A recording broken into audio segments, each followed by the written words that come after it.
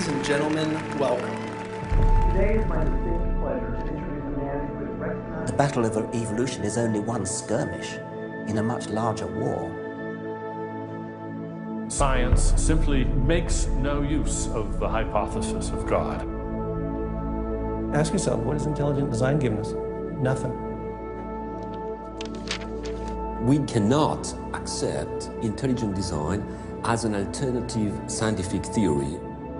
They will never accept that we have a better argument. They just pester us and they waste our time.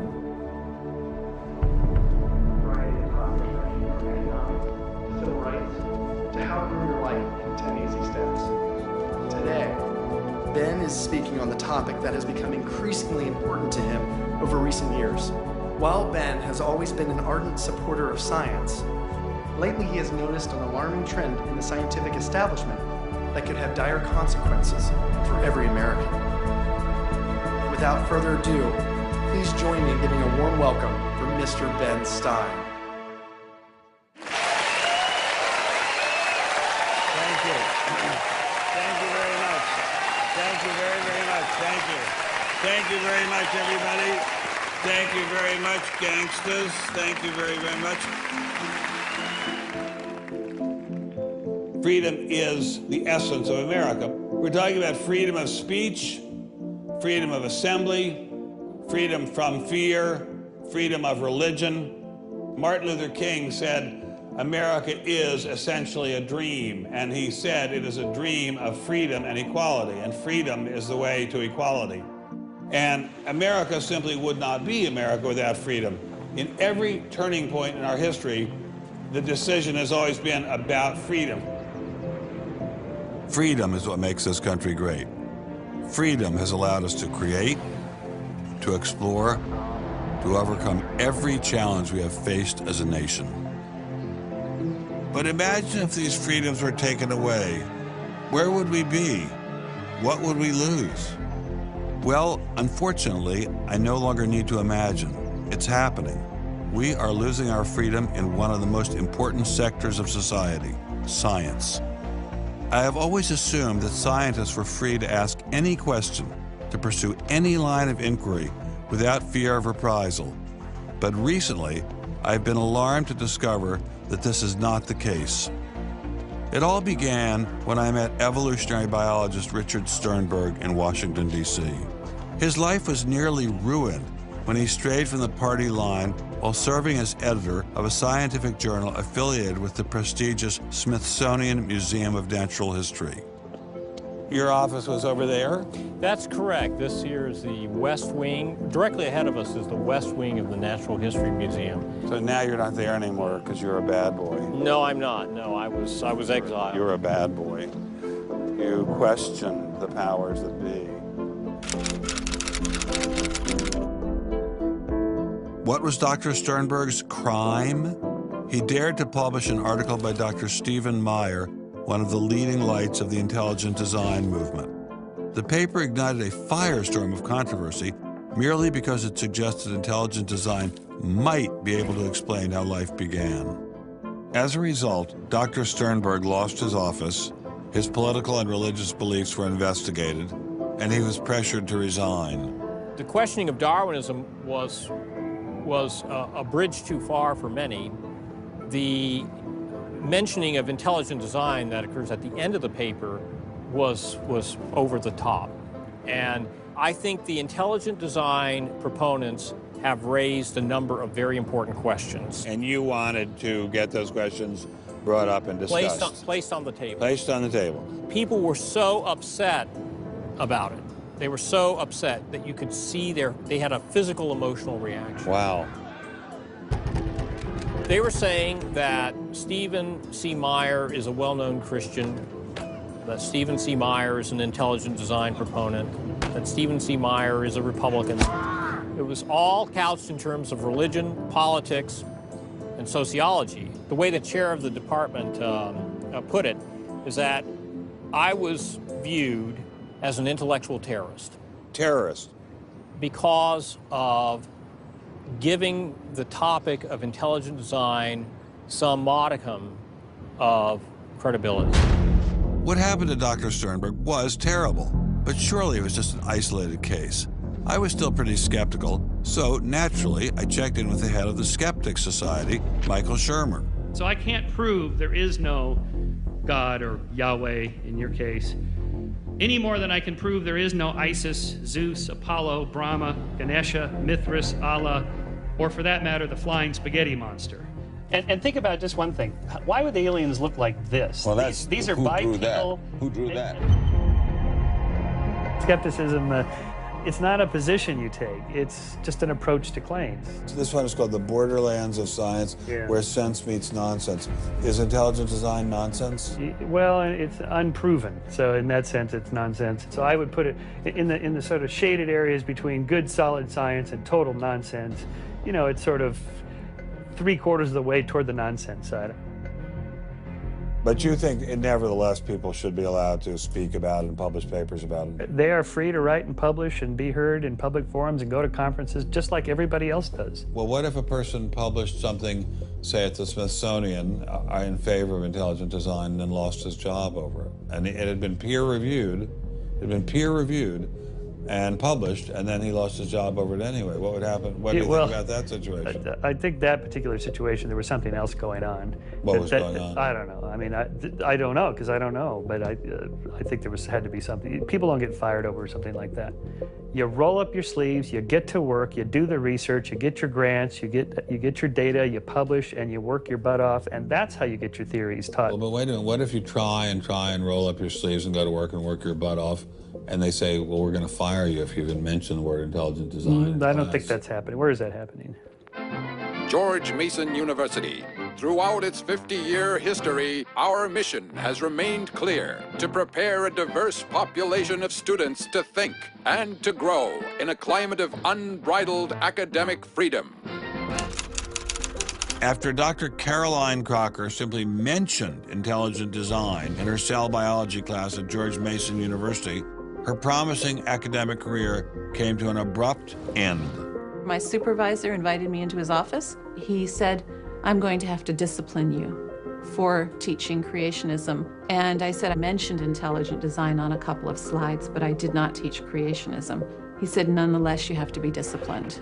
At the end of the semester, I lost my job. Not only did this well-loved professor lose her job at George Mason, she suddenly found herself blacklisted, unable to find a job anywhere. So whenever I interviewed for a job, I would be offered it, usually on the spot. Since this has happened, and since people can Google my name, I'm finding that when I send my credentials, I do get interviews, I get many interviews, but I never get offered a job. I don't tell them about my science sin. I was only trying to teach what the university stands for, which is academic freedom. There's nothing to be learned in neurosurgery by assuming an accidental origin for the parts of the brain that we work on. It wasn't just biologists who were feeling the Darwinist wrath. When neurosurgeon Michael Egnor wrote an essay to high school students saying doctors didn't need to study evolution in order to practice medicine, the Darwinists were quick to try and exterminate this new threat. A lot of people on a lot of blogs called me unprintable names that were printed. There are a lot of very, very nasty comments. Other people suggested that people call the university I work at and suggested perhaps it's time for me to retire. I realized when I kind of went public with my doubts about the adequacy of Darwin's theory that I would encounter criticism. What has amazed me is the viciousness and the sort of baseness of it. I'm an old guy, I have tenure, I'm academically safe, but the young people and what is happening to them in America right now because of this scientism gulag is really terrible. Apparently, Professor Marks was not as safe as he thought. A few months after this interview, Baylor University shut down his research website and forced him to return grant money once they discovered a link between his work and intelligent design. In order to attract grants, you have to market yourself. So you put up sites and call yourself labs and groups and things like that in order to get visibility. And in my entire experience in academia, I never went to any superior and asked them any permission to put up any of these labs. So the fact that this was singled out, let alone shut down, is jaw-dropping. It's astonishing. I have never been treated like this in my about 30 years in academia. Shut up, you freak! I said shut up! It's a man! If you peel back the onion, I think that there is no doubt that the center of this is my work in what some would call intelligent design. People really get emotional about this. Whenever you say intelligent design in a room of academics, them's fighting words. Creationists. Astronomer Guillermo Gonzalez found himself in a fierce shootout with Iowa State University following the publication of his book, arguing that the universe is intelligently designed. Despite a stellar research record that has led to the discovery of several planets, his application for tenure was denied, putting his career in jeopardy. I worried about my tenure a little bit in 2005 when the petition was being circulated because I viewed that as a strategy of Hector Avalos and his associates to try to poison the atmosphere on campus against me because he knew I wasn't tenured yet and I was very vulnerable. I have little doubt that I would have tenure now if I hadn't done any professional work on intelligent design. Dr. Gonzalez had this advice for scientists who might be thinking about following his example. If they value their careers, they should keep quiet about their intelligent design views. We know there are times and places to be quiet, and other times and places when we can make noise if we want to. Will you show us? Of course. Boys and girls, how would you like to show some of the ways we know of being quiet? It's the kind of thing where you just learn to keep your mouth shut. In addition to those scientists who were willing to appear on camera, we encountered many more who didn't dare show their face for fear of losing their jobs. You use an intelligent design perspective to get the research done, but you're not allowed to talk about it in public. And so there is definitely incentive, if you think about it, for people to remain within the mainstream. You know, what's he up to? What is he thinking? Is he one of them? That kind of thing. If I write intelligent design, they hear creationism. They hear religious right. They hear theocracy. So it appears Mr. Shermer, the self-styled skeptic, was wrong on this one. Intelligent design was being suppressed in a systematic and ruthless fashion. But maybe intelligent design should be suppressed. I didn't like what was happening to these scientists, but on the other hand, we don't want our kids being taught that the Earth is flat or that the Holocaust never happened. It was time to ask the scientific establishment what was so bad about intelligent design. Intelligent design people are not genuine scientists. Intelligent design is a racket. It's just propaganda. The only intelligent thing about it is to have got people to call it that. It's really very stupid as well. Everybody knows science education in America is appalling. What we don't need at this time is intelligent design in the classrooms. To present intelligent design stunts their educational growth. It stunts their intellectual growth. But what I don't understand is how these animals could have been on Earth millions of years before man. And the Bible says the whole Earth was created in only 6 days. It wasn't just the educational aspects of intelligent design that had scientists concerned. Many suspected the movement masked a much larger agenda. Intelligent design is a set of excuses to squeeze creationism into the classrooms. Get intelligent design in the schools today, and we can have school prayers tomorrow. Any other complaints? Can you imagine anything more boring? The boredom attached to ID is supreme. It is so boring that I can't even bother to think about it much anymore. It's just utterly boring. Love is in the air, everywhere I look around. Love is in the air, every sight and every sound. Love was in the air, all right, but none of it was directed toward intelligent design. There seemed to be a lot to hate about ID, and nearly all of that hatred was focused on one place.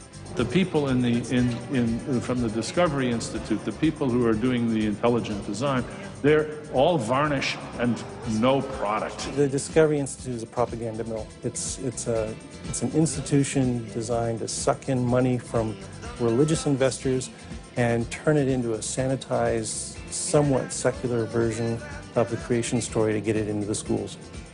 If they have a way of understanding nature that's superior to the one that we all are making lots of discoveries using, great. Bring it on.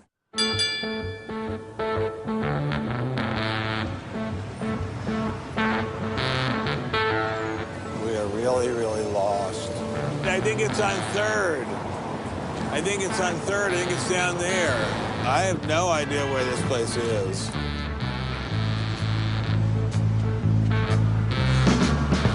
I guess I just keep walking. Do you have any idea where the Discovery Institute is? Have you ever heard of that? Never heard of it. Okay, thank you. How are you, sir? Good, yourself? Good. Do you have any idea where the Discovery Institute is? Discovery Institute, not a clue. Discovery Institute. Thank you. It's very kind to get off. Welcome to Seattle. Thank you, sir. It's got to be this whole building. Yes, where is the Discovery Institute, please, sir? Discovery Institute on the 8th floor, suite 808. Okay, very good. Aha! Success at last.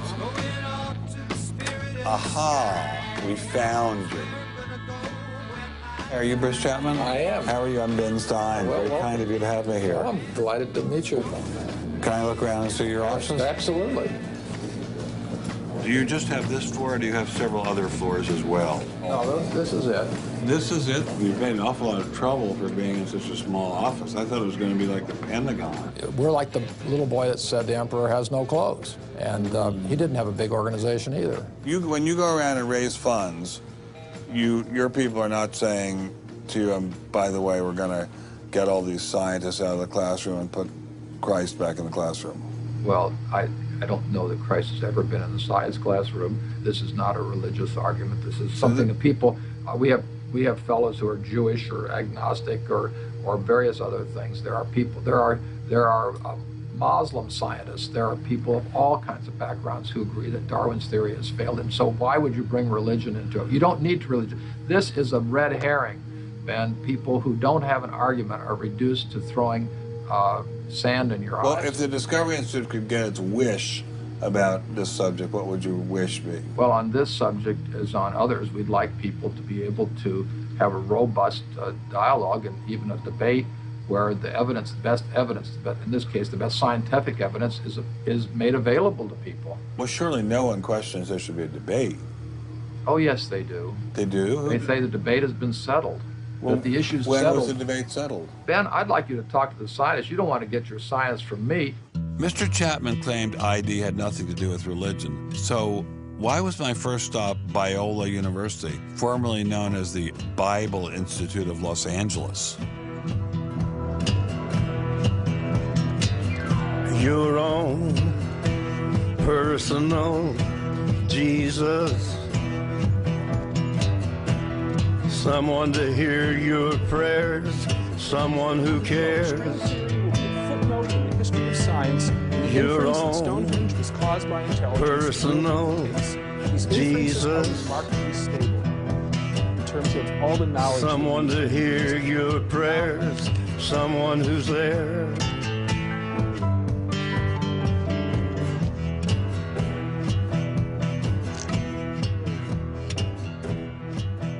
How much money have you ever gotten from Jerry Falwell? $0. How about Pat Robertson? 0. Are you a minister? No. Are you a priest? No. Pastor? No. Youth pastor? Oh, I did teach Sunday school once. Has this all been resolved? I mean, aren't we all Darwinists now? Except for a few cranks like you? Well, it's a funny thing that questions that aren't properly answered don't go away. This question is loaded with all kinds of political baggage, but one-on-one at a scientific meeting after the third or fourth beer, My experience has been that many evolutionary biologists will say, yeah, this theory's got a lot of problems. So you mean to tell me that there really is a debate among scientists about whether or not evolution occurred? Well, evolution is a kind of funny word. It depends on how one defines it. If it means simply change over time, even the most rock-ribbed fundamentalist knows that the history of the Earth has changed, that there's been change over time. If you define evolution precisely, though, to mean the common descent of all life on Earth from a single ancestor via undirected mutation and natural selection, that's textbook definition of neo-Darwinism, biologists of the first rank have real questions. But the modern theory of intelligent design is just microwaved creationism. I don't think that's the case. Creationism, properly understood, begins with the Bible and says, how can I fit the Bible into the data of science? Intelligent design doesn't do that. Intelligent design is the study of patterns in nature that are best explained as a result of intelligence. So intelligent designers believe that God is the designer? Not necessarily. Intelligent design is a minimal commitment scientifically to the possibility of detecting intelligent causation. Dr. Nelson didn't sound like a crazy person, but I still suspected ID was nothing but reheated creationism. My next stop didn't seem like it was going to alleviate those fears. I didn't crawl out of the ocean, I didn't come from no monkey. Science tends to forget evolution's just a theory. They present it in the textbooks and on animal TV. Like it's fact, but tell me, were you there 12 million BC? Evolution is from an intelligent design perspective, is perfectly acceptable if the sense is that how did the design get implemented? The issue is there real design there, and are these material mechanisms like natural selection, are these adequate to account for everything we see in biology? And our argument is no, it's not. But Darwin produced all this evidence from his travels and his studies at the Galapagos that evolution explained things. If you look at the history of science, people often have a good idea and then they decide just to run with it. And they say, we're going to apply this everywhere. And so Darwin takes his idea of natural selection and says, I'm going to explain all of life with it. I mean, physics used to be Newtonian physics. Newton was physics. And then we got to look to Einstein, general relativity. It's not, Newton isn't enough. Well, I think likewise what we're finding with Darwin is that he had some valid insights, but it's not the whole picture. Okay, Darwinism may not be the complete picture, but what made these guys think they had the missing pieces?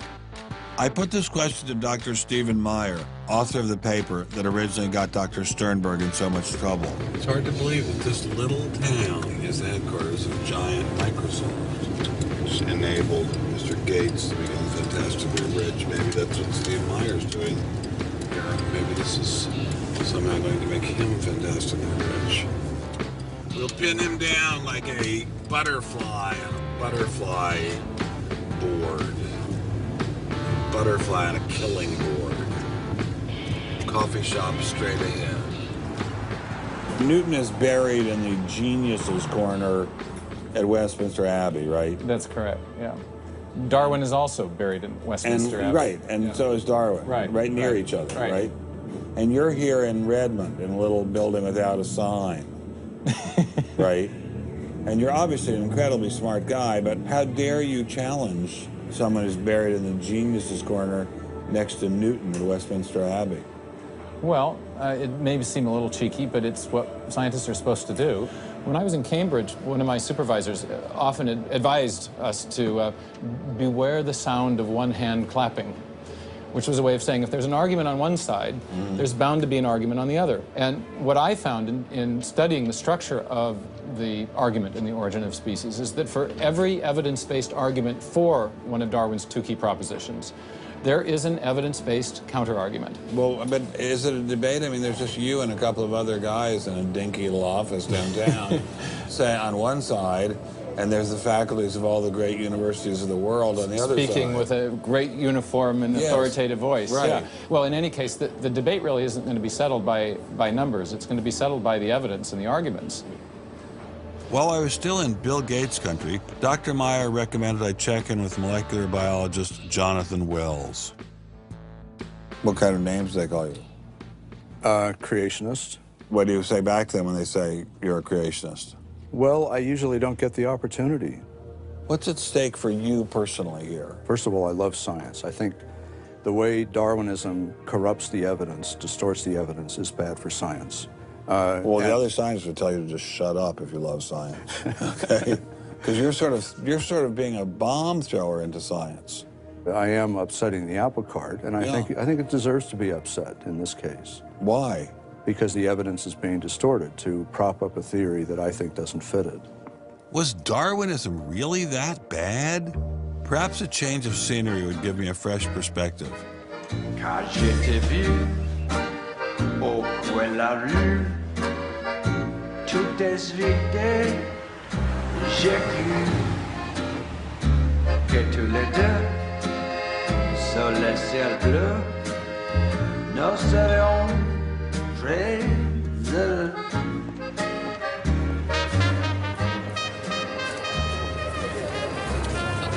Mr. Berlinski, I assume? Mr. Stein. How are you, sir?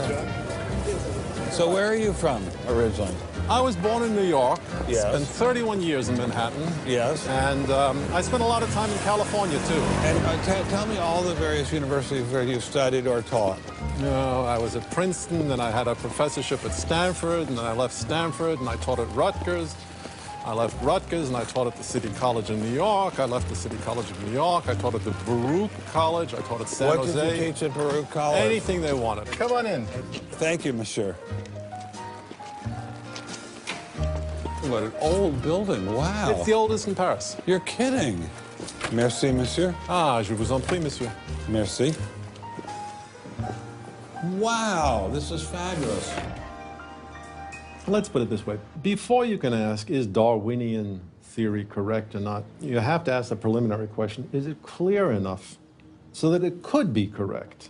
That's a very different question. One of my prevailing doctrines about Darwinian theory is, man, that thing is just a mess. It's like looking into a room full of smoke. Nothing in the theory is precisely, clearly, carefully defined or delineated. It lacks all of the rigor one expects from mathematical physics, and mathematical physics lacks all of the rigor one expects from mathematics. So we're talking about a gradual descent down the level of intelligibility until we reach evolutionary biology. We don't even know what a species is, for heaven's sakes. So his theory is smoke, but elegant smoke. There's a certain elegance to it, but you know, I think Einstein had the appropriate remark. He preferred to leave elegance to his tailor. A room full of smoke? That certainly wasn't what I was hearing from prominent Darwinists like Richard Dawkins. Evolution is a fact. It's a fact which is established as securely as essentially any other fact that we have in science. Richard Dawkins is so confident that evolution is a fact, and that therefore God doesn't exist, that he has devoted his entire life to spreading the evolution gospel. I'm an atheist with respect to the Judeo-Christian God because there is not a shred of evidence in favor of the Judeo-Christian God.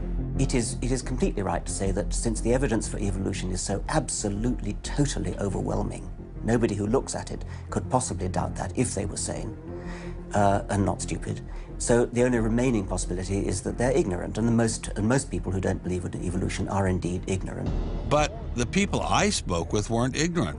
They were highly credentialed scientists. So there had to be something else going on here. So you think the whole theory of evolution is false, or just certain parts of it?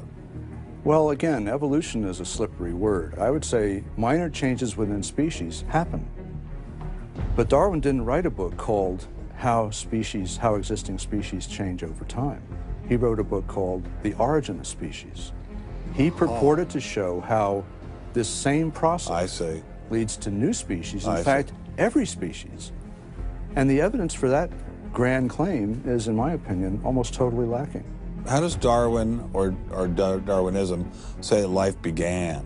Well, he didn't know, and in fact, nobody knows. So Darwinism, strictly defined, starts after the origin of life and deals only with living things. Well, how can there be a theory about life without a theory about how life began? Well, a grand overarching evolutionary story, of course, does include the origin of life, but Darwin's theory doesn't begin until you have the first cell. Well, does someone have a theory about how life began?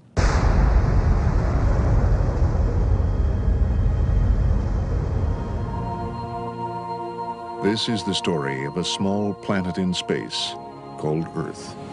For a typical Darwinian explanation of how life originated, Dr. Wells directed me toward this documentary. The chemical elements essential for life, hydrogen, oxygen, carbon, and nitrogen, were now in place. What was needed was a way of combining them. Perhaps the energy came from lightning. Whatever it was. Excuse me? Whatever it was, energy managed to arrange these chemical ingredients in just the right way. Whatever it was? I was hoping for something a little more scientific. The most popular idea has been that life emerged spontaneously from primordial soup. In 1953, Stanley Miller mixed water, methane, ammonia, and hydrogen to simulate the early Earth's atmosphere. Then he ran electricity through it in an attempt to jumpstart life. It didn't work. While the initial results seemed promising, 50 years later, most serious scientists have abandoned this approach in favor of alternate theories. Prominent Darwinist Michael Roos attempted to explain one of them to me. He wasn't kidding. How did we get from an inorganic world to the world of the cell? Well, one popular theory is that it might have started off on the backs of crystals. My crystal ball. Molecules piggybacked on the back of crystals forming, and that this led to more and more complex. But of course, the nice thing about crystals is every now and then you get mistakes, mutations, and that this opens the way for natural selection. But at one point there was not a living thing, yeah. And then there was a living thing. How did that happen? Well, that's just I've just told you. And I don't see any reason why you shouldn't go from very simple to more and more complex to more and more complex. I don't either, but I don't know how you get from mud to a living cell. That's my question. Yes, well, I've told you. I think it was on the back try one of more crystals. time. On the backs of crystals. On the backs of crystals is at least one hypothesis, yes. So that's your theory, and you think that is more likely and less far-fetched than intelligent design? I think it is. I wouldn't put Ben Stein's money on Dr. Roos's joyriding crystals, but it did make me wonder, what were the chances of life arising on its own? It's been speculated that probably there would have to be a minimum of about 250 proteins to provide minimal life function. If that's really true, then I think it's almost inconceivable that life could have happened in some simple step-by-step way. Okay, so the simplest form of life requires at least 250 proteins to function. What's so difficult about that? Welcome to the Casino of Life. Who wants to spin for a chance to win? Oh, sure. I'll give it a shot. What do I win? Take a look at this. Huh? How about the world's first single-cell organism? This perfectly aligned string of proteins could be yours. Now, take a spin.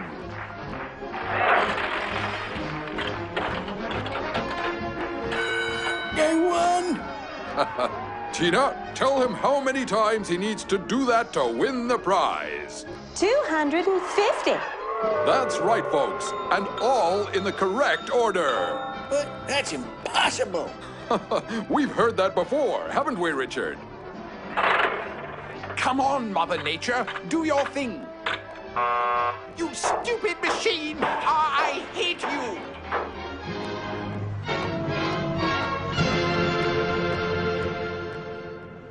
We're talking about something that's staggeringly improbable, roughly 1 in a trillion, trillion, trillion, trillion, trillion, trillion. Let all of life choose a million, a trillion, a trillion, trillion. The number is essentially zero. Something has to skew nature to choose the ones that work. So, in the game of life, it looks as if the house always wins.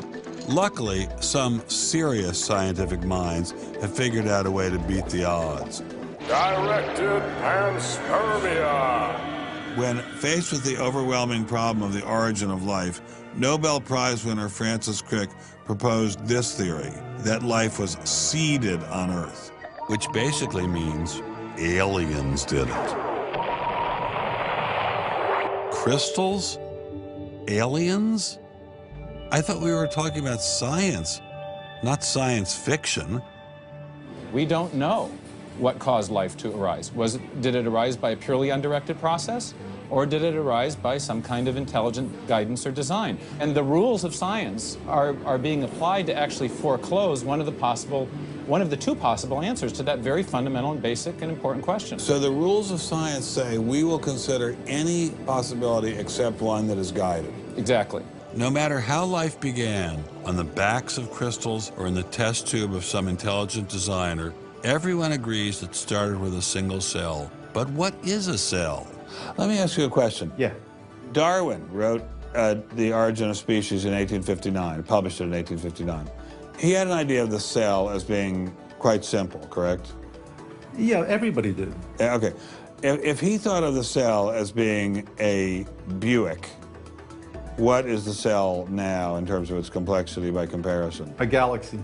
If Darwin thought a cell was, say, a mud hut, what do we now know that a cell is? More complicated than a Saturn V. So what is in a cell as far as we know now?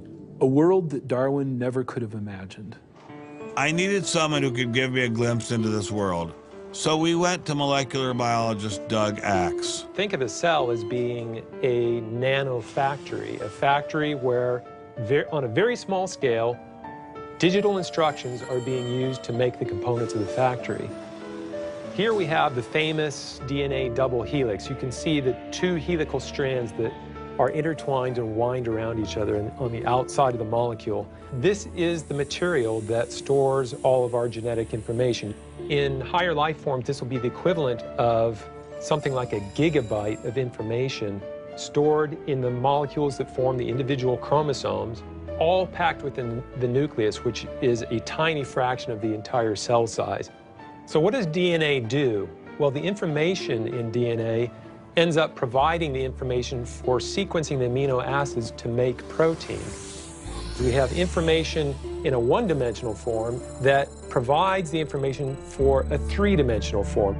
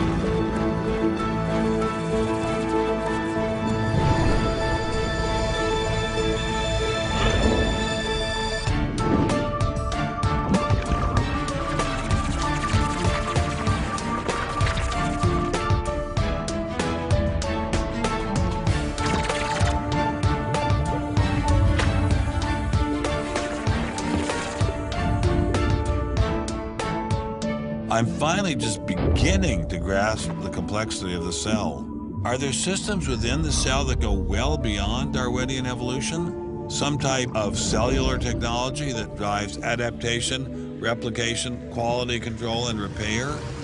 What if these new mechanisms have massive design implications? Well, I say, so be it.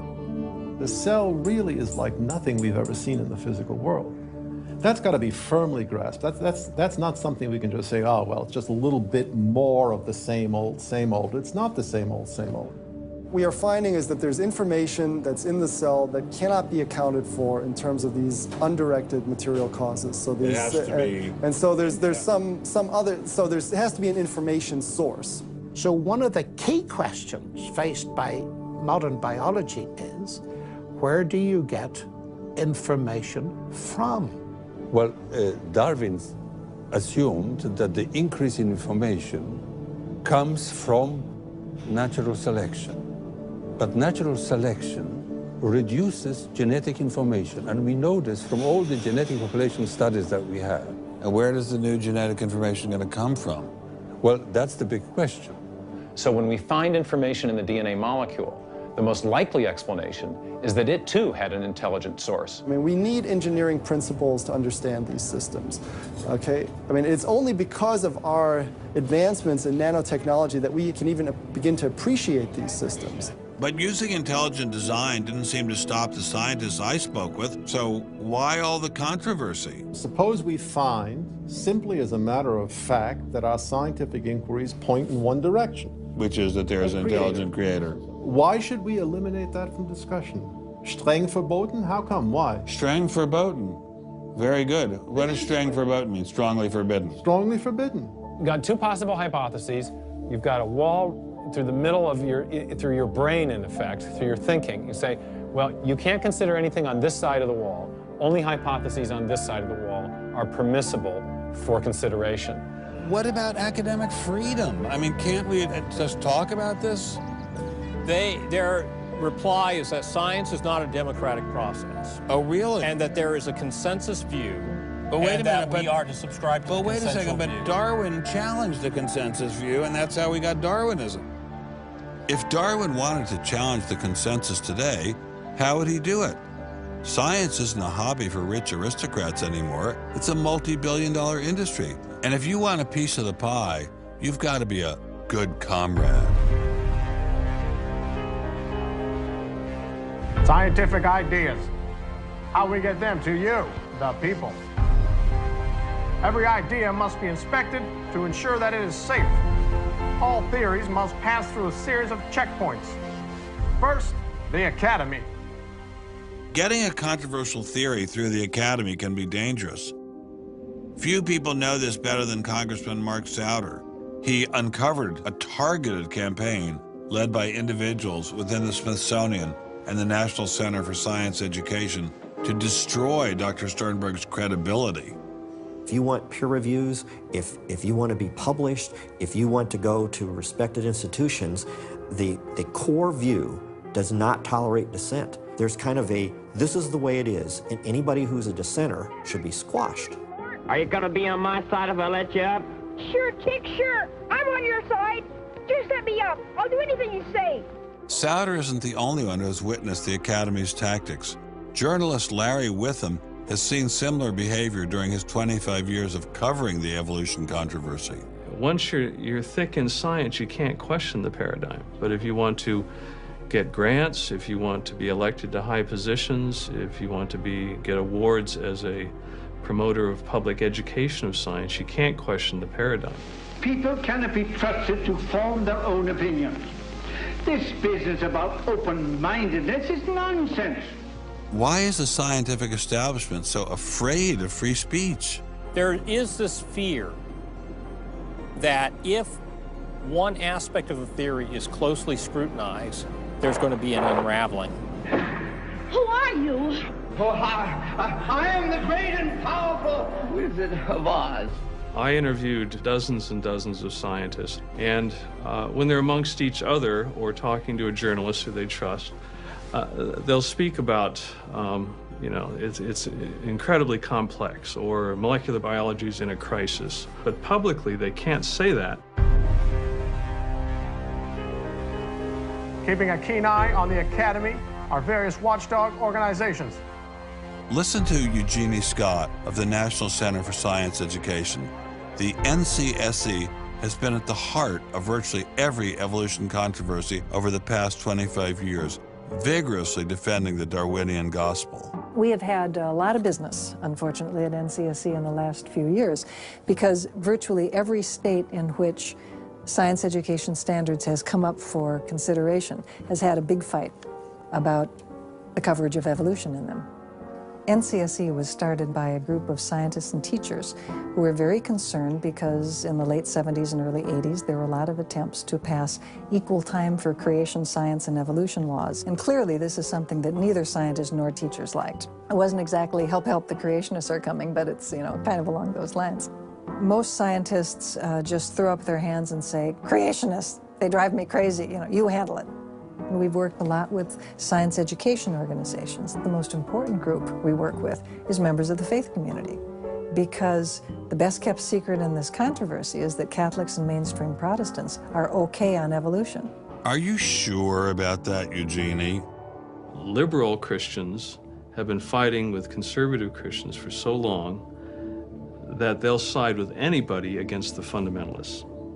And Eugenie Scott says, well, welcome over. There's a kind of science defense lobby, or an evolution defense lobby in particular. They are mostly atheists, but they are desperately wanting to be friendly to mainstream, sensible religious people. And the way you do that is to tell them that there's no incompatibility between science and religion. But is there really an incompatibility? Can't we believe in God and Darwin? Implicit in most evolutionary theory is that either there's no God or God can't have any role in it. So naturally, as many evolutionists will say, it's the strongest engine for atheism. If they called me as a witness, and a lawyer said, Dr. Dawkins, has your belief in evolution, has your study of evolution turned you towards atheism? I would have to say yes. And that's the worst possible thing I could say for winning that court case. So people like me are bad news for the science lobby, the evolution lobby. By the way, I'm being a hell of a lot more frank and honest in this interview than many people in this field would be. Working hard to keep ideas in check are our friends in the media. Morning, paper. Paper, mister? The tendency of the media is to side with the establishment because they inherently agree with the establishment. Eugenie Scott, my understanding is that there is not a single peer-reviewed article out there that supports intelligent design. Am I wrong? You are not wrong. You are correct.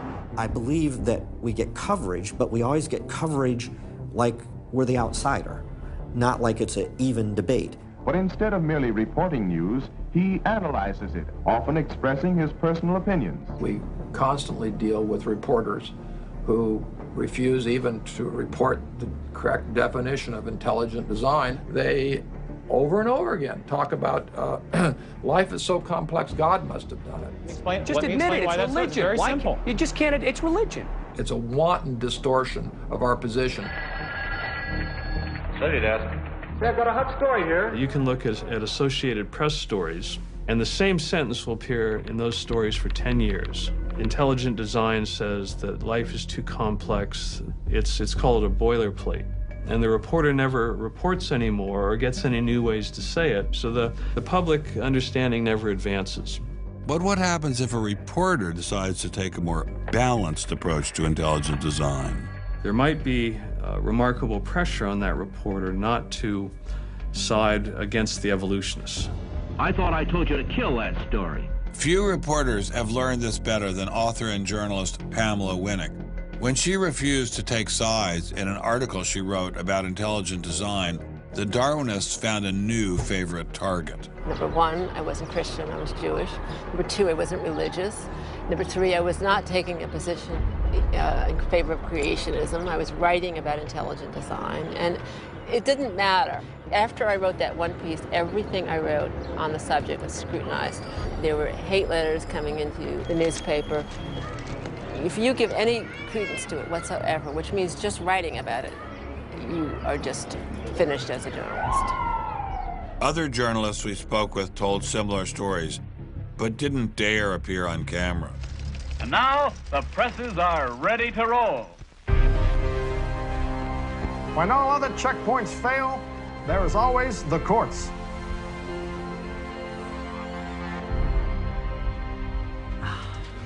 We have spent an enormous amount of time trying to prove to the court what everybody already knows, that intelligent design is a particular religious belief.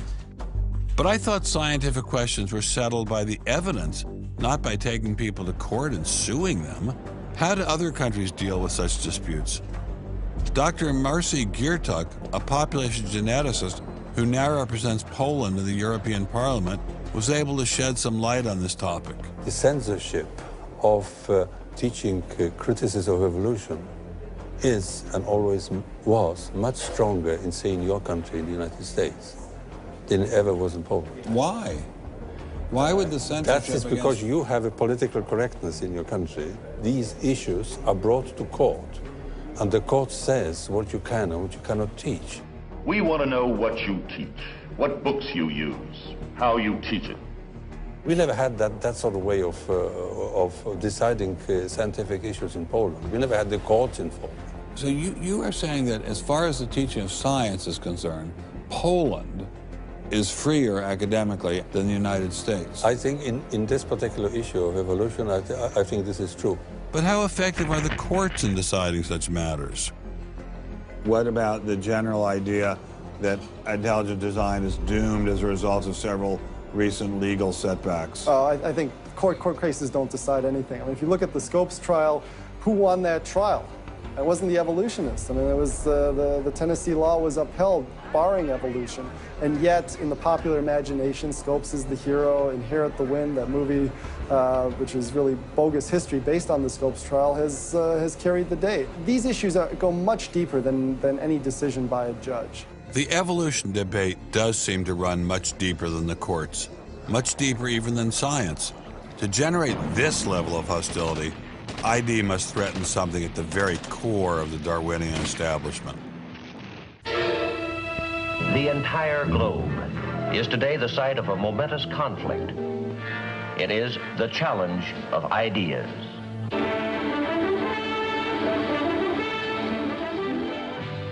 I am Edward R. Murrow. For a little while, I would like to review with you the great conflict of our times, one which demands and must get the attention and the involvement of each one of us.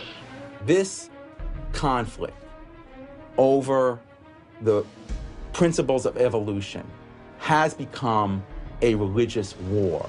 It really is no longer about scientific investigation. It is total competition with an antagonist who is putting into it everything within his capability. The situation has reached a point where many of evolution's top apologists have switched from defending Darwinism to attacking religion in what they see as a bid to stamp out intelligent design at the source. Richard Dawkins is the best example of this. His recent book, The God Delusion, has sold over 1 million copies worldwide. The God Delusion is my long-expected, long-worked-on full frontal attack on religion. To me, science is about trying to explain existence, and religion is about trying to explain existence. It's just that religion gets the wrong answer. But is Dawkins correct? Are science and religion really at war? For an appraisal of this continuing and protracted conflict, we can go to a reporter who has watched the growing conflict with the perception of a trained military observer. Oxford professor Alistair McGrath, author of The Dawkins Delusion, seemed like the ideal person to answer my question. Richard Dawkins has a charming and very, I think, interesting view of the relationship between science and religion. They're at war with each other, and in the end, one's got to win, and it's going to be science. It's a very naive view. It's based on a complete historical misrepresentation of the way science and religion have interacted. Dawkins seems to think that a scientific description is an anti-religious argument. Describing how something happens scientifically somehow explains it away. It doesn't. But the questions of purpose, intentionality, the question why, still remain there on the table. And I think it was just a catastrophic mistake to have someone like Dawkins address himself to profound issues of theology, the existence of God, the nature of life. He hasn't committed himself to disciplined study in any relevant area of inquiry. He's a crummy philosopher. He doesn't have the rudimentary skills to meticulously assess his own arguments. Genius guy, though. Very smart guy. A little bit of a reptile, but a very smart guy. The opposing point of view in this conflict rests on a fundamentally different vision of man. If you have two distinguished scientists, and in fact you can range many more on each side, as you know, saying exactly opposite things, that's telling me that the conflict is not between science and belief in God. Otherwise, you'd expect all scientists to be atheists. But it's a worldview conflict. It's between scientists who have different worldviews. You've got two competing explanations of the evidence. One says design, one says undirected processes. Both of them have larger philosophical or religious or anti-religious implications.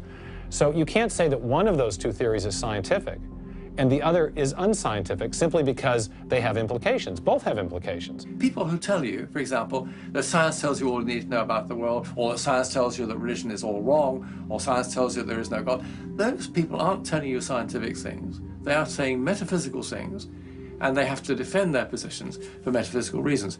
What is being presented to the public is, first comes the science, and then comes the worldview. I would want to argue that that may not be the case, that it may actually be the other way around, that the worldview comes first and is influencing the interpretation of science. My deep regret is some people are so deeply entrenched in their own worldviews that they will simply not countenance alternatives. I'm actually a person of the left. I'm not even a particularly religious person. I think of myself as kind of humanist.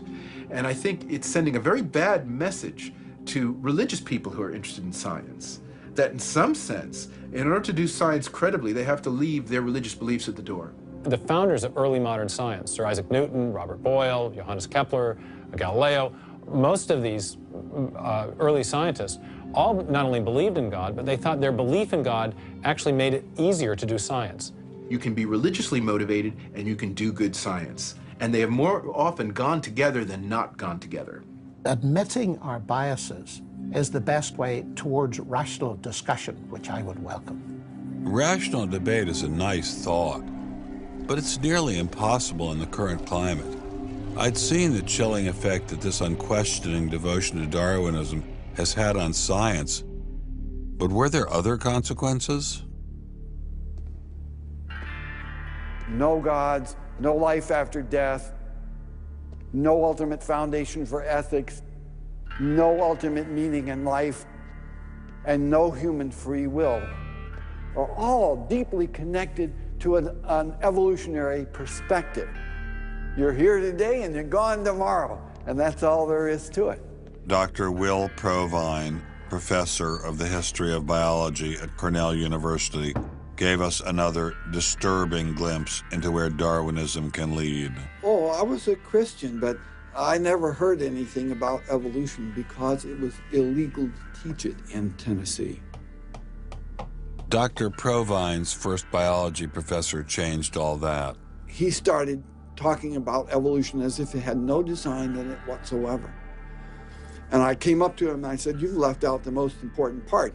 And he said, "If you feel the same way at the end of one quarter, I want you to stand up in front of the students in this class and tell them this deep lack in evolution." And I read that book so carefully, and I could find no sign of there being any design whatsoever in evolution. And I immediately began to doubt the existence of a deity. But it starts by giving up an active deity, then it gives up the hope that there's any life after death. When you give those two up, the rest of it follows fairly easily. You give up the hope that there's an imminent morality. And finally, there's no human free will. If you believe in evolution, you can't hope for there being any free will. There's no hope whatsoever of there being any deep meaning in human life. We live, we die, and we're gone. We're absolutely gone when we die. Dr. Provine is no stranger to the prospect of death. Nearly a decade ago, he was diagnosed with a large brain tumor. Let's suppose my tumor comes back, as it almost certainly will. Well, I'm not going to sit around like my older brother did last year, and he was dying of ALS, Lou Gehrig's disease. He wanted desperately to die, but we couldn't help him die. I don't want to die like that. I'm going to shoot myself in the head long before then. I'm going to do something different. I hope these are empty words for my friend, Dr. Provine, because shortly after this interview was recorded, he learned his brain tumor had returned.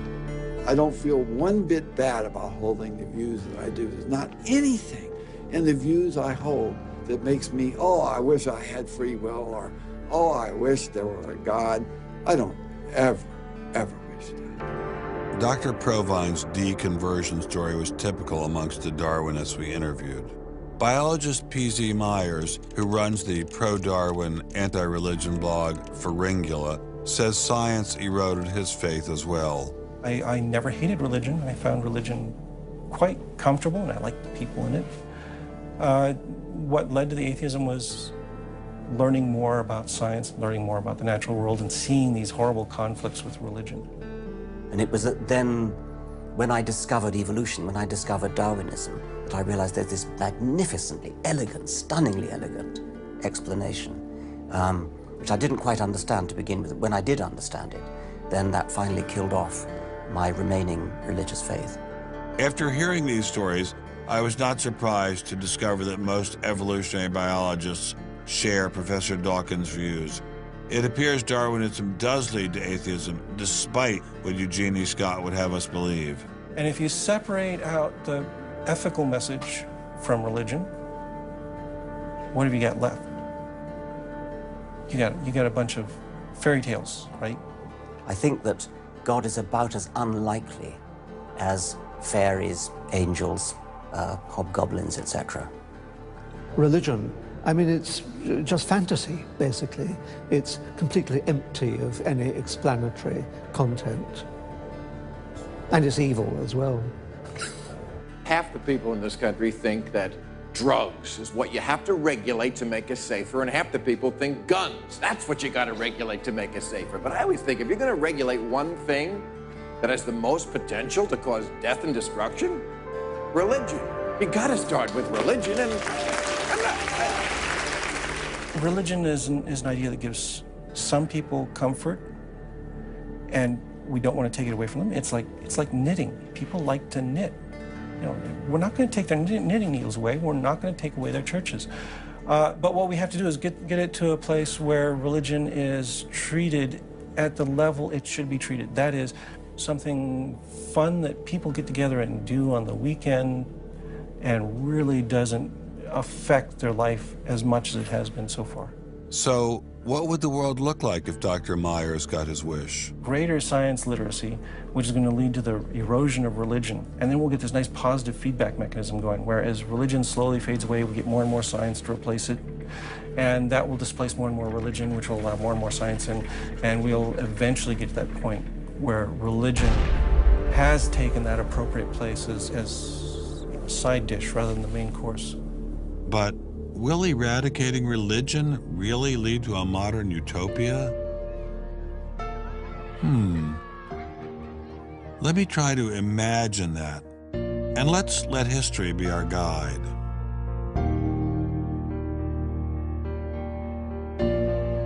In part, I think Matthew Arnold put his hands on it when he spoke about the withdrawal of faith. There is a connection between a society that has at least a minimal commitment to certain kinds of transcendental values and what human beings permit themselves to do one to the other. That got me thinking, what other societies have used Darwinism to trump all other authorities, including religion? As a Jew, my mind leapt to one regime in particular. The connection between Hitler and Darwin is, of course, historically a difficult connection because they were separated by a good many years. One was English, one was German. Nonetheless, if you open Mein Kampf and read it, especially if you can read it in German, the correspondence between Darwinian ideas and Nazi ideas just leaps from the page. Of course, you have to add every historical caution. Not everyone who read Darwin became a Nazi. Obviously not. No one is making that case. Darwinism is not a sufficient condition for a phenomenon like Nazism, but I think it's certainly a necessary one. This was a connection I had to explore personally.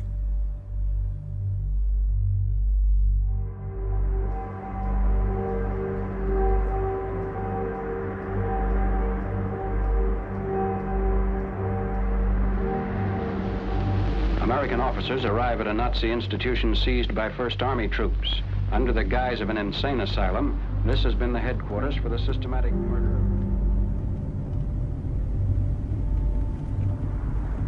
So what is this place? During Second World War, 15,000 people were killed here. Why were they killed?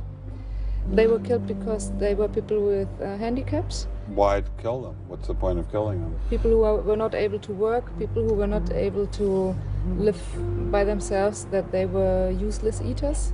Useless eaters. And life unworthy of living.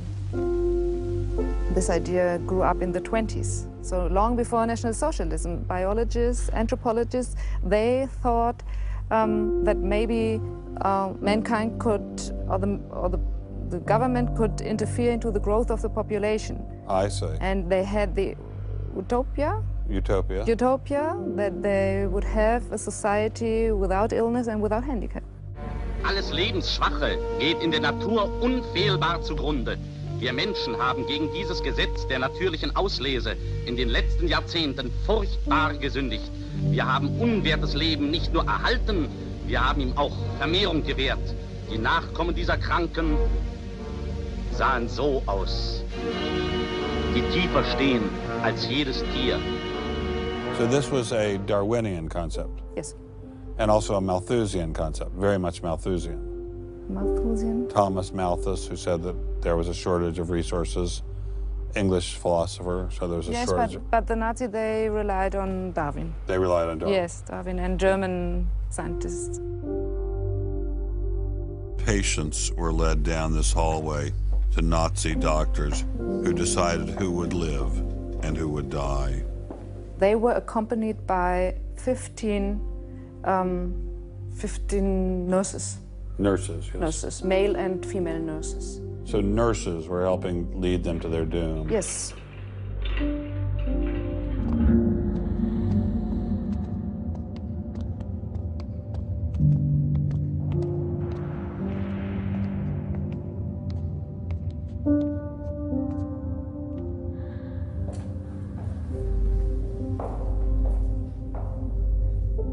So were the prisoners told they were taking a shower? Yes, they were taking a shower, and here was 1 or 2 showers. So how many people were brought into this room? 60 to 70.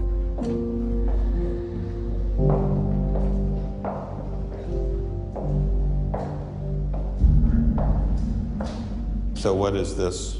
This is the dissection table. Do you ever think to yourself, the sane ones were the ones lying here having their brains removed? The insane one was Dr. Gorgas and all the other people did? No, I don't think that, because I think those people who killed here, they were very sane, because they had their purposes. They had purposes? Yes. I don't think they were insane.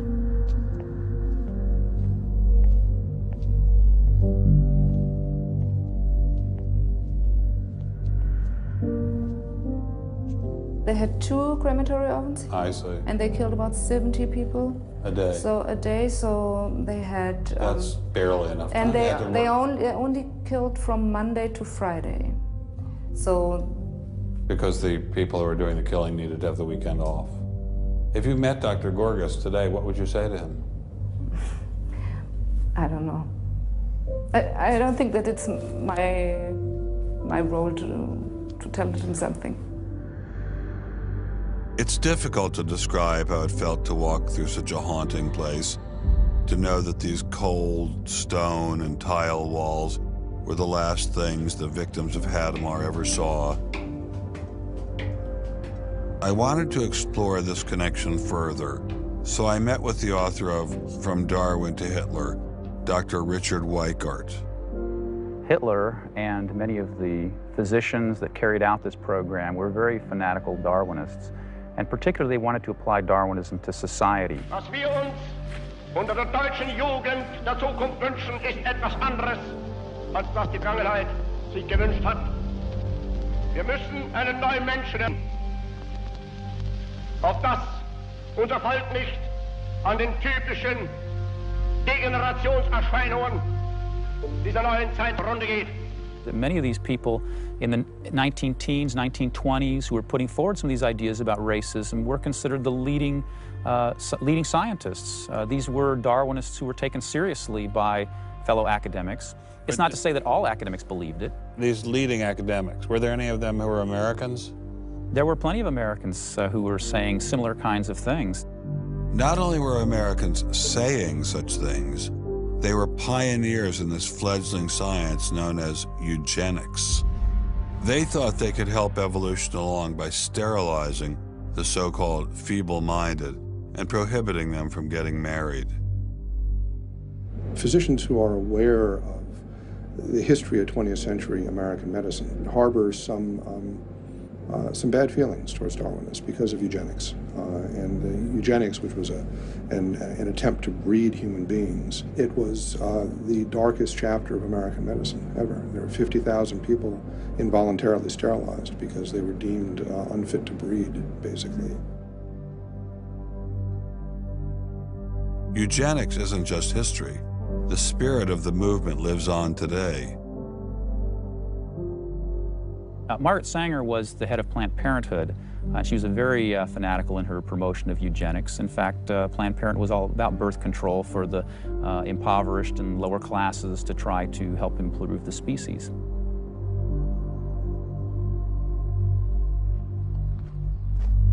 From Hadamar, I traveled with Dr. Weikart to Dachau, where the Nazis applied the ideas of eugenics on a massive mechanistic scale. When it was a fully functioning concentration camp, and what was the purpose of it? I mean, part of it was to repress political enemies. What was the rest of the purpose?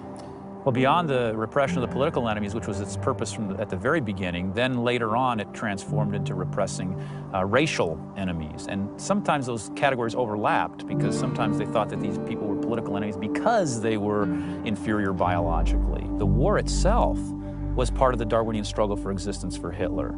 And he saw the extermination of the Jews as one of those fronts to this warfare going on as this Darwinian struggle for existence. Would you say that Hitler was insane? No, I wouldn't say he was insane. I think he had imbibed some very, very wrong ideas. And in fact, I think he took the logic of them in certain ways that brought him to take very radical solutions for them. Would you say he was evil? Oh, I'd definitely say he was evil. Is there such a thing as evil? Oh, I think there is. And is there such a thing as good? Oh, definitely. And evil can sometimes be rationalized as science. Oh, sure. And evil can sometimes be rational. When it's rationalized as science, and I think when it's rationalized in this particular way in particular, I think Hitler thought he was doing good. He thought he was doing good? Oh, I think so. He thought he was benefiting. He thought he was benefiting humanity by driving evolution forward and creating a better humanity.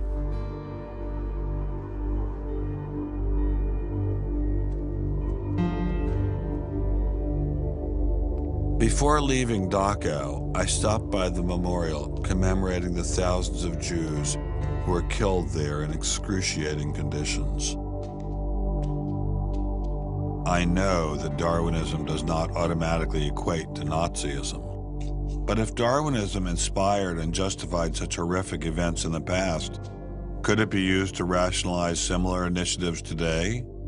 There's a good German expression, so fängt es immer ein. I mean, it always begins in the same way. Something to remember in the context of United States discussions of euthanasia and abortion. It always begins in the same way. There seems to be an excellent argument for getting rid of useless people by killing them. Or at least it seems excellent to the people advancing the argument.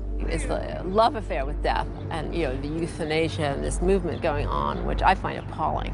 And the idea is that, immediately rid our society of anybody who might be a drain and think of people in economic terms. And I think that's where some of the Darwin fits in, actually. It's just a devaluing of human life.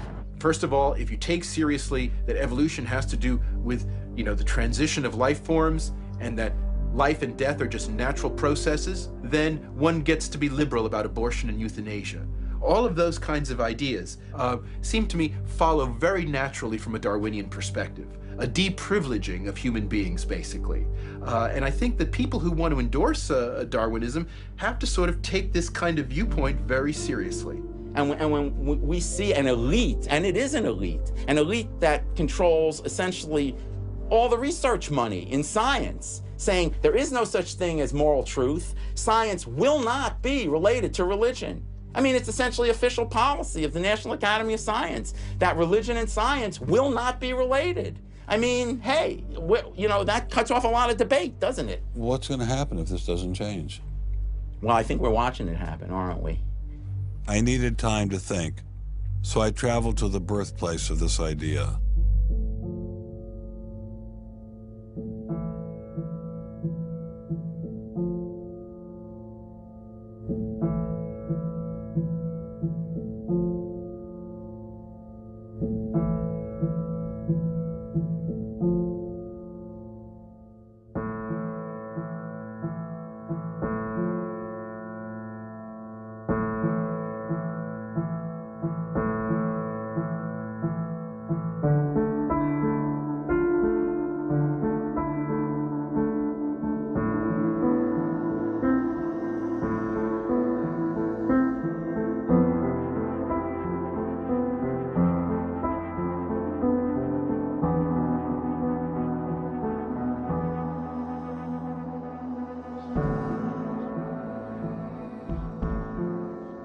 With savages, the weak in body or mind are soon eliminated. We civilized men, on the other hand, do our utmost to check the process of elimination. We build asylums for the imbecile, the maimed, and the sick. Thus, the weak members of civilized societies propagate their kind. No one who has attended to the breeding of domestic animals will doubt that this must be highly injurious to the race of man. Hardly anyone is so ignorant as to allow his worst animals to breed. Charles Darwin, The Descent of Man, 1871.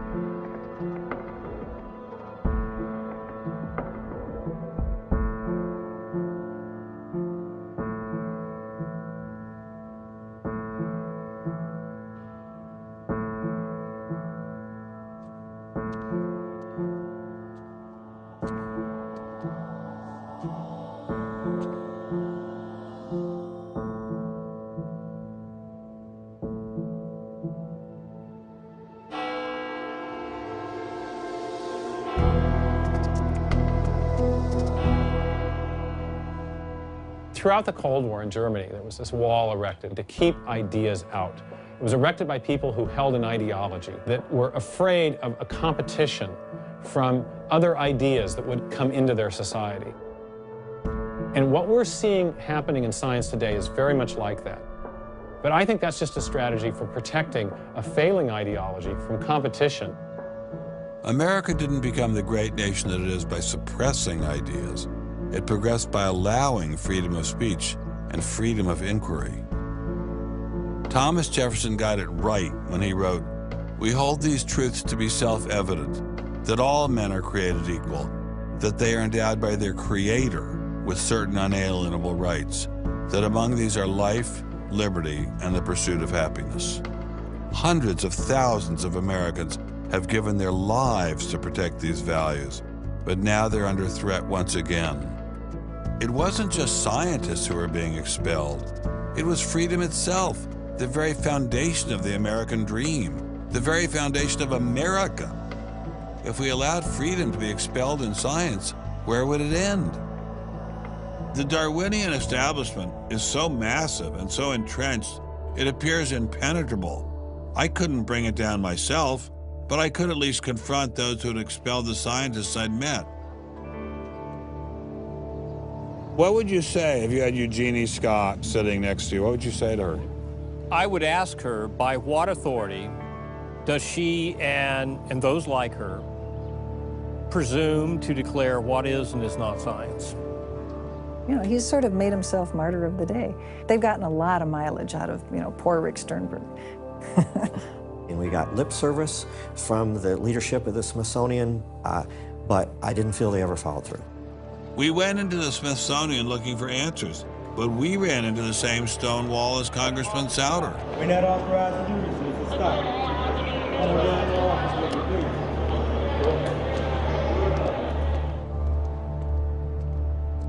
He said, nonetheless, you have to be disciplined, and I lost my job. We did get an interview with a spokesman from George Mason, but it was impossible to knock him off his script. Her contract was not renewed. It was simply not renewing her contract, which she's satisfied. Her contract was not renewed, had nothing to do with the controversy of that topic of intelligent design. I have never been treated like this in my about 30 years in academia. We received a similar reception at Baylor University. They refused to admit that what had happened to Dr. Marks had anything to do with ID.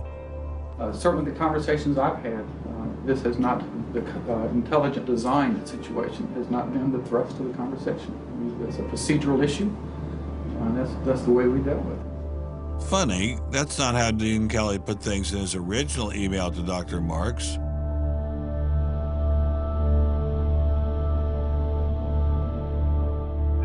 I'm not mixing my religion with my science. The questions that I ask in my intelligent design research are perfectly legitimate scientific questions.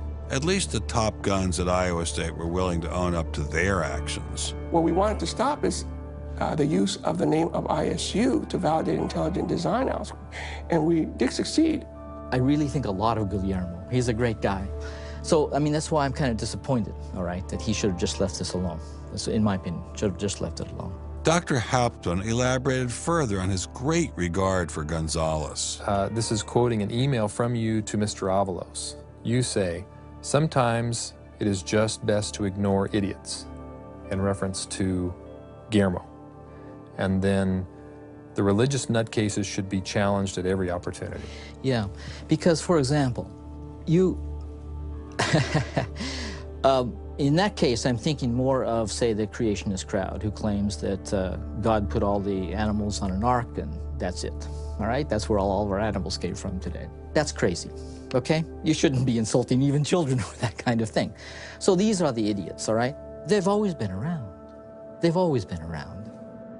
Going after the perpetrators in each of these cases wasn't getting me anywhere. So I reconnected with Dr. Berlinski and Dr. Schroeder to see if they had any advice.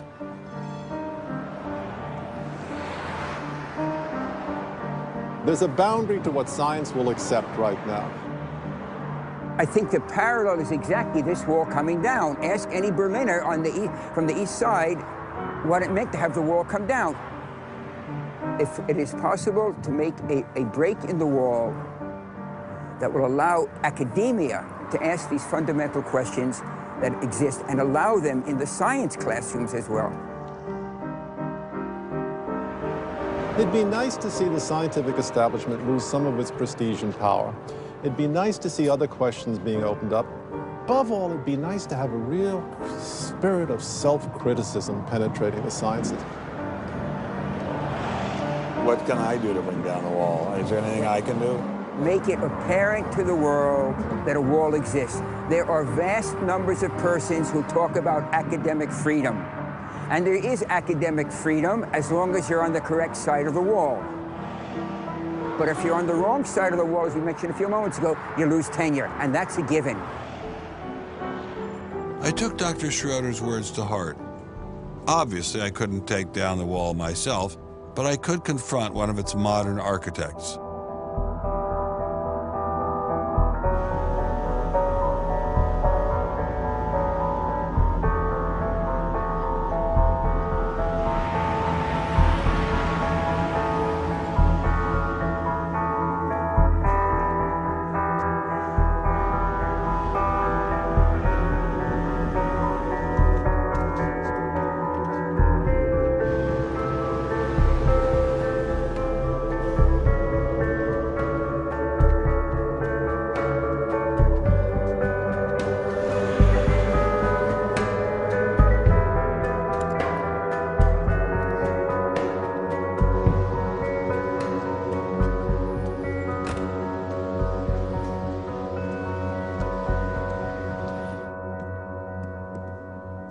Professor Dawkins. How are you?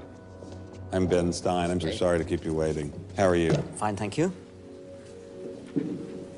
You have written that God is a psychotic delinquent invented by mad, deluded people. No, I didn't say quite that. I said something rather better than that. Oh, well, please tell us what you said. Please tell us what you said. Well, I would have to read it from the book. No, please.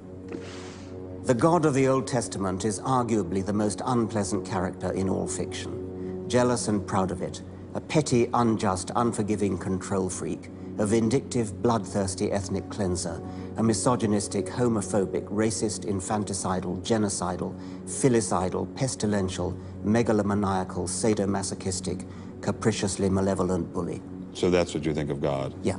How about if people believed in a God of infinite lovingness and kindness and forgiveness and generosity, sort of like the modern day God?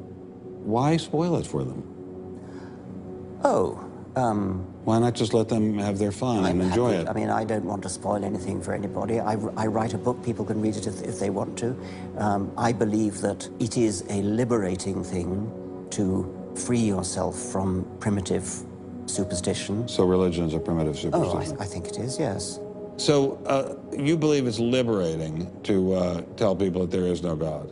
I think a lot of people, when they give up God, feel a great sense of release and freedom. Why do you think that? I mean, what's your dad? What's your scientist? What's your dad? I think, well, I've had a lot of letters saying that, and I've... There are 8 billion people in the world, Dr. Dawkins. How many letters have you had? No, I haven't done that. That's quite true. Professor Dawkins seemed so convinced that God doesn't exist that I wondered if he would be willing to put a number on it. Well, it's hard to put a figure on it, but I mean, I'd put it as something like, 99% against or something. Well, how do you know it's 99% against, say, and not 97%? No, I did. You asked me to put a figure on it, and I'm not comfortable putting a figure on it. I think I just think it's very unlikely. What? But you couldn't put a number on it? No, of course not. So it could be 49%. Well, it would be. I mean, I think it's unlikely, and it's quite far from 50%. How do you know? I don't know. I mean, I put an argument in the book. Well, then who did create the heavens and the earth? Why do you use the word who? You see, you immediately beg the question by using the word who. Well, then how did it get created? Well, by a very slow process. Well, how did it start? Nobody knows how it started. We know the kind of event that it must have been. We know the sort of event that must have happened for the origin of life. And what was that? It was the origin of the first self-replicating molecule. Right. How did that happen? I told you we don't know. So you have no idea how it started? No. Nor has anybody. Nor has anyone else. What do you think is the possibility that intelligent design might turn out to be the answer to some issues in genetics or in evolution? It could come about in the following way. It could be that at some earlier time, somewhere in the universe, a civilization evolved by probably some kind of Darwinian means to a very, very high level of technology and designed a form of life that they seeded onto perhaps this planet. Now, that is a possibility and an intriguing possibility. And I suppose it's possible that you might find evidence for that if you look at the details of biochemistry, molecular biology. You might find a signature of some sort of designer. Wait a second. Richard Dawkins thought intelligent design might be a legitimate pursuit? And that designer could well be a higher intelligence from elsewhere in the universe. Well, but that higher intelligence would itself have had to have come about by some explicable or ultimately explicable process. It couldn't have just jumped into existence spontaneously. That's the point. So Professor Dawkins was not against intelligent design, just certain types of designers, such as God. So the Hebrew God, the God of the Old Testament, he doesn't exist in your view? Certainly. I mean, that would be a very unpleasant prospect. And the Holy Trinity of the New Testament, nothing like that. Do you believe in any of the Hindu gods? Like Vishnu? How can you ask such a question? You don't, right? How could I? I mean, why would I, given that I don't believe in any others? You don't believe in the Muslim God? No. I mean, why do you even need to ask? Well, I just wanted to be sure. So you don't believe in any God anywhere? Any God anywhere would be completely incompatible with anything that I've said. I assume. Yeah. I just wanted to make sure. You don't believe in any God anywhere? No. What if after you died, you ran into God? He said, what have you been doing, Richard? I mean, what have you been doing? I've been trying to be nice to you. I gave you a multi-million-dollar paycheck over and over again with your book, and look what you did. Bertrand Russell had that point put to him, and he said something like, "Sir, why did you take such pains to hide yourself?" But if the intelligent design people are right, God isn't hidden. We may even be able to encounter God through science, if we have the freedom to go there. What could be more intriguing than that?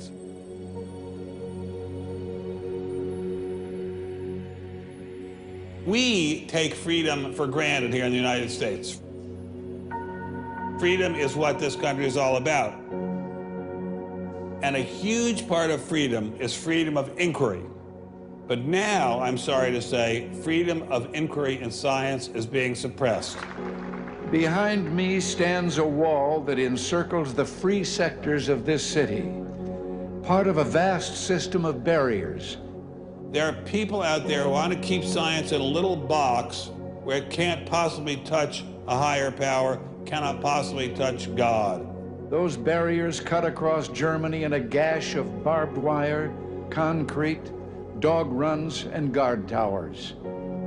If you believe in God, and you believe that there is an intrinsic order in the universe, and you believe that it's the role of science to try to pursue and understand better that order, you will be ostracized. I'm frightened by this, but I'm not going to let it stop me from investigating and from speaking. The wall cannot withstand freedom. What I'm asking for is the freedom to follow the evidence wherever it leads. My hope is that there'll be enough independent thinking scientists who don't like to be told what to think. People on both sides of the argument being prepared to talk and listen. And above all, a willingness to keep these dialogues open. It might allow a lot of very good scientists to be scientists who aren't being allowed to be scientists right now. I don't care what they end up as being.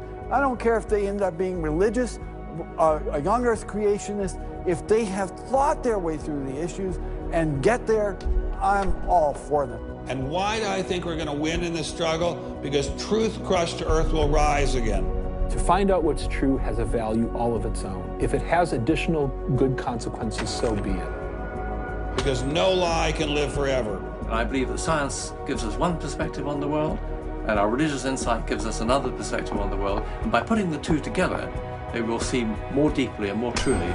And if we will stand up for freedom, freedom is the victor. And if we all do that, we will overcome.